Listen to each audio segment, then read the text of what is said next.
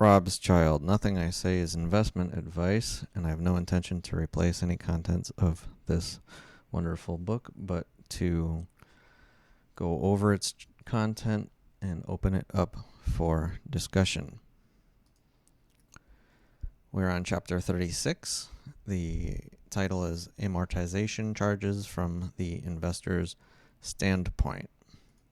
So we start by restating that accounting can technically be correct and insufficient when it comes to what's useful for an investor to know. We then go on to a hypothetical example of 3 companies with a truck that are valuing the truck at different amounts based on a few different factors. But at the end of the day, it just shows how accounting can change the perceived value of a company when companies don't really deserve to have their values be so different. One takeaway I got from this is the idea that if an asset is overpaid for, if the company pays too much for something, that it doesn't affect the company too badly. And I think part of this is considering like replacement costs. So if it's like, in this case, a truck, you paid too much for it and eventually you have to replace it. It's like a one-time loss, but overall for the business, it's, you can write it down before charging depreciation charges on it, kind of a thing. And again, the summary of this section is that all 3 companies are essentially the same value, even though the balance sheets look wildly different. Then he talks about another example, a similar example to applying it to a pipeline.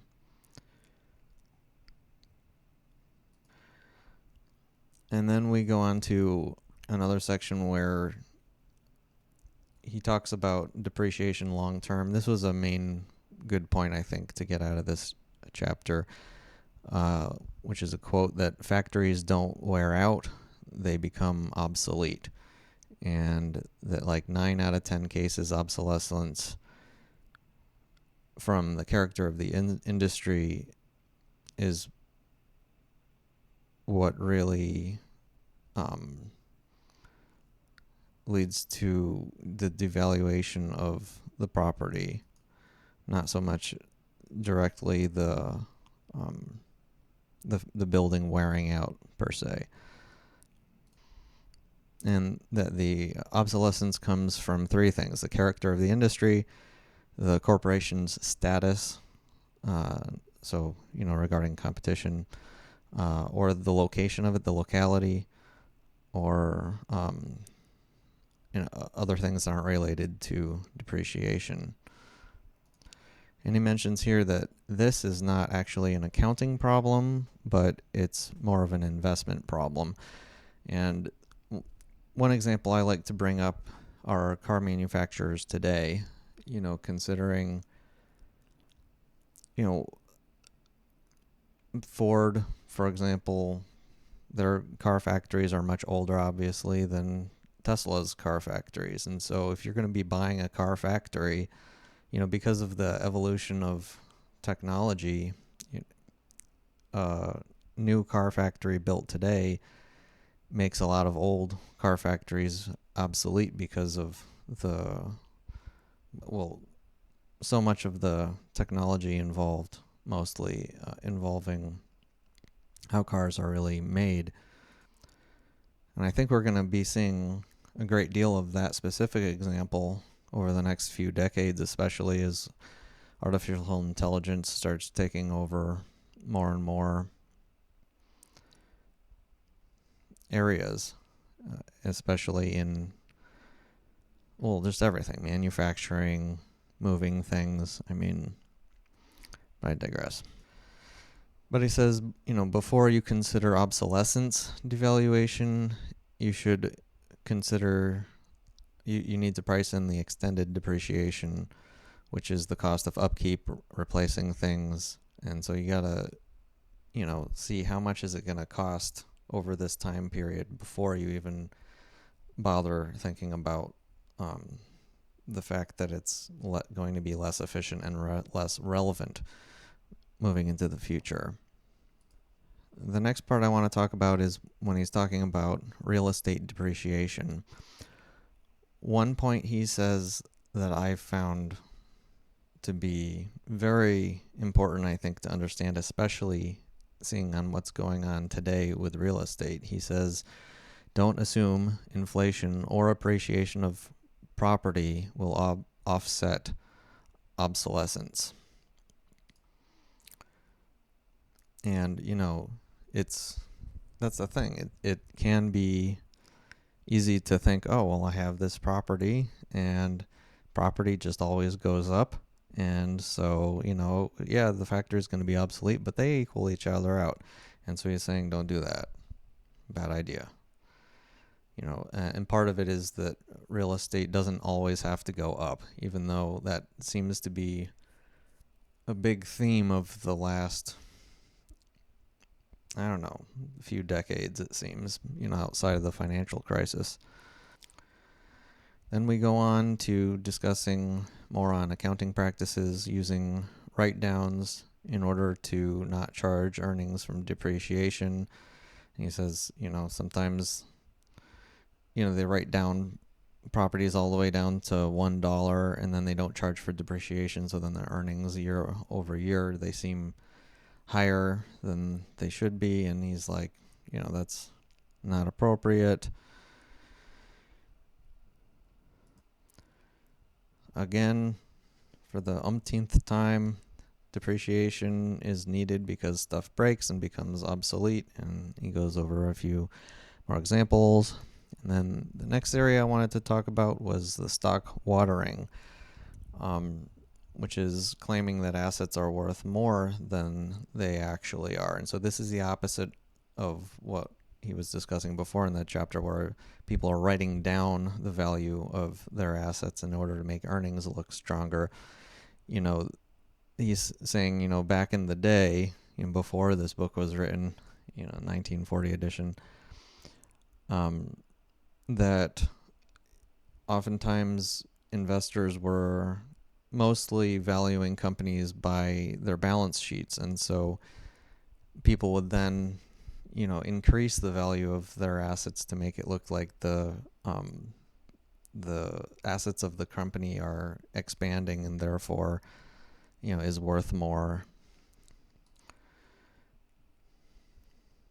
I should mention here too, one big takeaway I've been getting from this book is the importance of stock price for a company and how it affects their credit. And,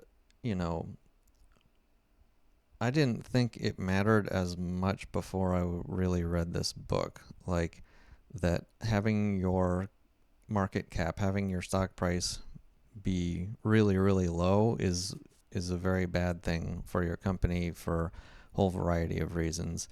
I'm not going to get into that right now, but I think it's an important point to understand. Moving on, we talk about mines depleting. Again, mines tend to deplete very slowly, but the depreciation needs to be charged in there for the depleting mines. There's a sort of I think it's a reiteration. Point is, there's a good point in here that's talking about oil fields and mines, and that undeveloped lands are, they're only worth the value of the land, nothing more. And I find that funny, especially in the uranium area. You have all of these sort of shell companies that own all of this land that supposedly has all this uranium, and some of it's proven and some of it is like more speculative. And these are like companies, but they haven't earned any money. There's no like plan for the company, for this company to be earning any money. It's like super highly speculative. When you're buying a company like that only owns land or rights to build a mine somewhere or oil wells, it's like that's a straight bet on the value of the commodity itself. In fact, once the land is mined or doesn't have the oil in it anymore and has all this, obsolete equipment and buildings and, mines on the land, it actually might decrease the value of the land had there, not been anything on the land. So that's just an idea of mine. But, the point is that, it's a straight play on whatever the resources that you're aiming for. And that's a good way to really think about it.